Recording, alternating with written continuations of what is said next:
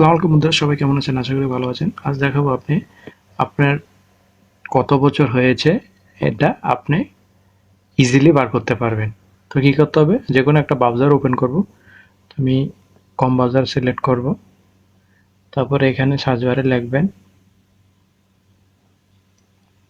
Square quarter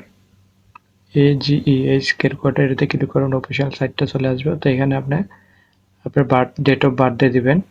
ঠিক আছে? Date of birthday দিয়ে নেবেন। তো আমি দিয়ে নিচ্ছি।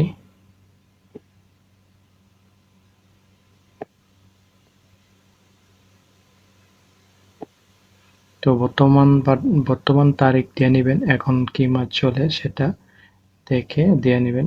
মে চলে, তারপর আজকে তারিখ 15/2024। তারপর ক্যালকুলেটরে ক্লিক করবেন।